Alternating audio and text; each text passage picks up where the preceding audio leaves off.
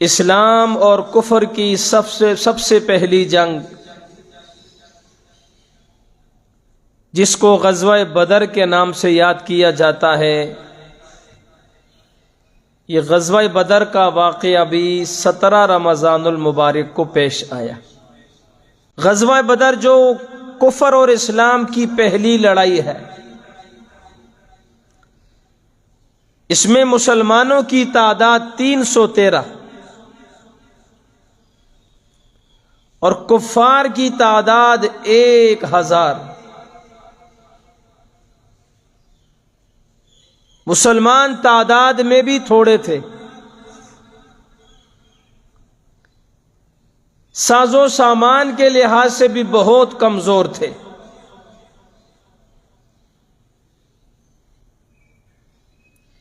غالباً 70 اونٹ اور 8 گھوڑے تھے،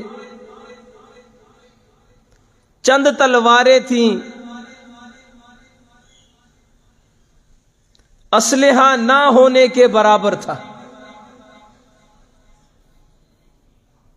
اور بہت بڑے لشکر سے پہلی بار آمنا سامنا تھا۔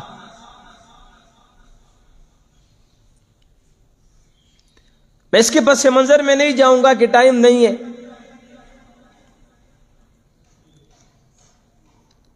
مشرکین مکہ 1000 کی تعداد میں نکلے، سواریاں بھی ان کے پاس زیادہ تھیں، ساز و سامان بھی زیادہ تھا، گانے بجانے والی عورتیں بھی ساتھ لے کر آئے، شراب کے مشکیزے بھی ساتھ لائے کہ ہم میدان بدر میں جا کر جشن منائیں گے، شراب پیئیں گے، عورتوں کو نچوائیں گے۔ اللہ تعالیٰ نے اپنے محبوب کو حکم دیا کہ آپ حق کے لیے ڈٹ جائیں اور بدر کے مقام پر ان کافروں کا مقابلہ کریں۔ حضور علیہ الصلوۃ والسلام نے اعلان فرمایا کہ مسجد نبوی میں جمع ہو جاؤ۔ حضور کے اعلان پر فوراً ایک اجتماع جمع ہو گیا مسجد میں۔ یہ کن کا اجتماع تھا؟ یہ حضرات صحابہ کرام کا تھا، یہ مجمع حق پرستوں کا تھا، یہ مجمع عاشقان رسول کا تھا، یہ حضور کے دیوانے پروانے مستانے تھے، یہ جان ہتھیلیوں پہ رکھ کر حق کے نکلنے کے لیے، حق کی خاطر نکلنے کے لیے جمع ہوئے تھے۔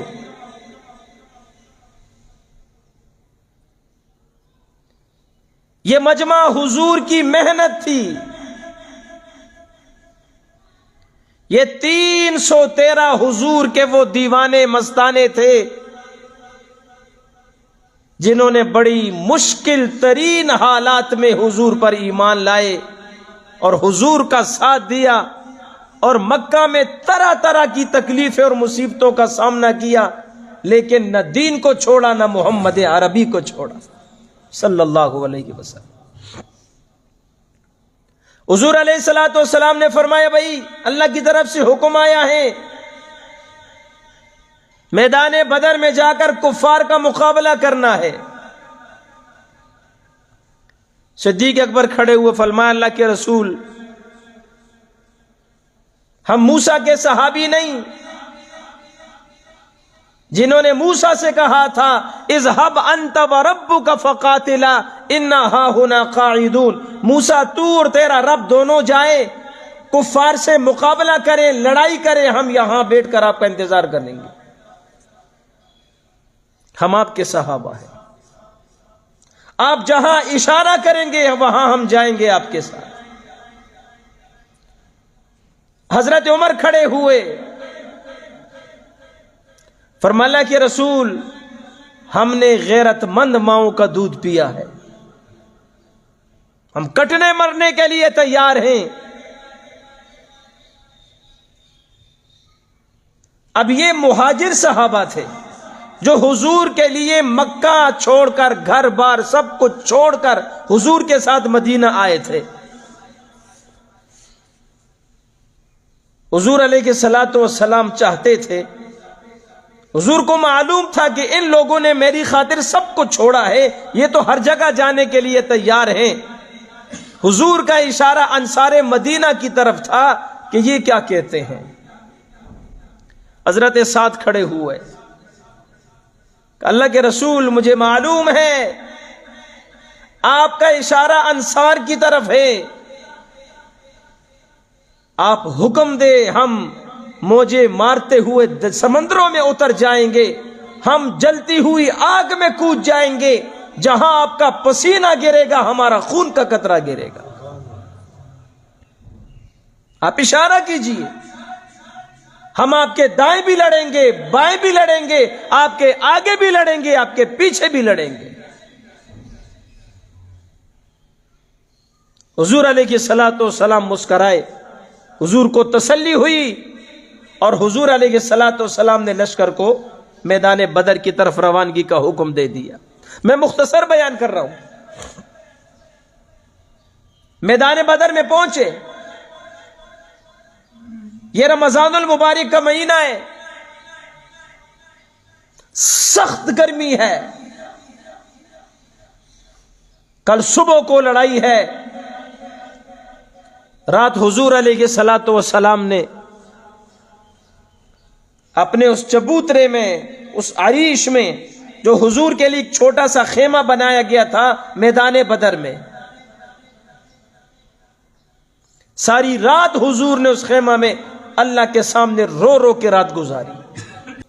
ساری رات حضور اللہ کے سامنے رو رہے ہیں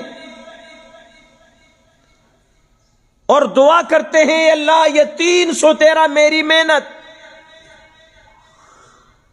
اللہ اگر کل کی لڑائی میں یہ 313 شہید ہو گئے تو قیامت تک تجھے خدا ماننے والا کوئی نہ ہوگا، تیری عبادت کرنے والا کوئی نہ ہوگا۔ اللہ یہ بھوکے ہیں، یہ پیاسے ہیں، یہ پاؤں سے ننگے ہیں،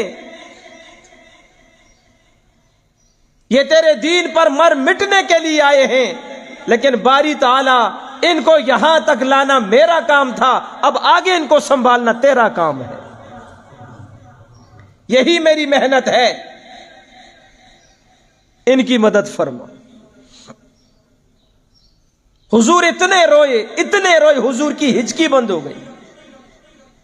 صدیق اکبر کی آنکھ کھلتی ہے، فرمایا اللہ کے رسول بس کیجئے، آپ نے مانگنے میں حد کر دی، اللہ کی مدد لازمی ہے۔ اللہ نے حضرت جبریل کو بھیجا، جاؤ میرے محبوب کو تسلی دے دو، میں تمہاری مدد کے لیے فرشتے بھیجوں گا۔ اللہ تعالیٰ نے 3000 فرشتے بھیجنے کا وعدہ فرمایا۔ فرشتے آئے، حضور علیہ الصلوۃ والسلام رات کو نکلے، آپ نے نشان لگائے، فلاں کافر یہاں مرے گا، فلاں یہاں مارا جائے گا، فلاں یہاں مارا جائے گا۔ اگلے دن جب لڑائی کا دن آیا، 17 رمضان المبارک، شدید دھوپ ہے، صحابہ کرام کھجور اور پانی سے سیری کر کے آئے ہیں، صفیں تیار ہوئیں، ادھر کفار کا لشکر، ادھر مسلمانوں کا لشکر۔ سب سے مشکل جو مرحلہ تھا وہ یہ تھا کہ مد مقابل حضور کے مقابلے میں کسی کا بھائی کھڑا ہے، کسی کا چچا کھڑا ہے، کسی کا باپ کھڑا ہے، کسی کا ماموں کھڑا ہے، کسی کا بیٹا کھڑا ہے۔ اب ادھر دیکھتے ہیں خونی رشتے ہیں، خونی محبت ہے، ادھر دیکھتے ہیں محمد عربی کی محبت ہے۔ قربان جاؤں صحابہ پہ، ساری دنیا کی محبتوں کو نبی کی محبت پہ قربان کر دیا۔ پہلی انفرادی لڑائی ہوئی، ان کی طرف سے 3 کافر آئے، سردار عتبہ، شیبہ، ولید۔ یہاں سے حضرت علی نکلے رضی اللہ عنہ، حضرت امیر حمزہ رضی اللہ تعالیٰ عنہ نکلے، ایک اور صحابی نکلے، اور نکلتے ہی ان تینوں پہ ایسے وار کیا کہ جنت جگہ پہ ان کو ڈھیر کر کے جہنم رسید کیا۔ اب جب ان کے بڑے بڑے سردار مارے گئے تو نے دیکھا یہ تو کام رولا ہے۔ اسی اثناء میں عبد الرحمن بن عوف رضی اللہ تعالیٰ عنہ فرماتے ہیں، جب ہماری صفیں بنی ہوئی تھی تو میں نے اپنی دائیں طرف دیکھا، چھوٹا سا بچہ ہے، بائیں طرف دیکھا، چھوٹا سا بچہ ہے، ایک 10 سال کا ہے، ایک 12 سال کا ہے، یہ دونوں بھائی ہیں، اور یہ حضور سے بڑی مشکل سے اجازت لے کے جنگ میں آئے ہیں۔ بڑے کو تو اجازت مل گئی تھی، چھوٹے نے پھر حضور سے رو رو کے کہا، اللہ کے رسول آپ نے اس کو اجازت دے دی، یہ بڑا ہے، میں چھوٹا ہوں، لیکن میں اس سے زیادہ طاقتور ہوں، آپ اس سے میری کشتی کرا لیں۔ اب میں ان باتوں میں چلا جاؤں تو وقت اجازت نہیں دیتا۔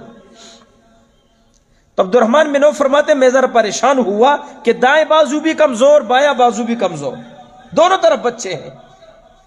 میں اس پریشانی کے عالم میں تھا کہ ایک بچہ مجھے کہتا، چچا ابو جہل کدھر ہے؟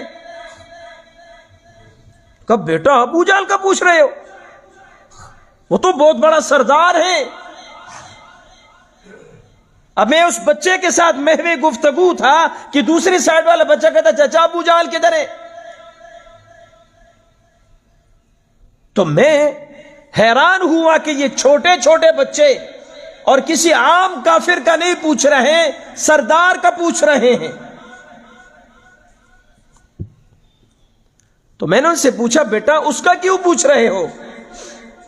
تو ان بچوں نے جو جواب دیا، کسی شاعر نے اپنے انداز میں اس کو یوں بیان کیا کہ بچوں نے کہا، چچا کہ مریں گے یا ماریں گے اس ناری کو، گھر سے مدینہ سے عہد کر کے آئے ہیں، ارادہ کر کے آئے ہیں، یا خود مریں گے یا اس جہنمی کو ماریں گے،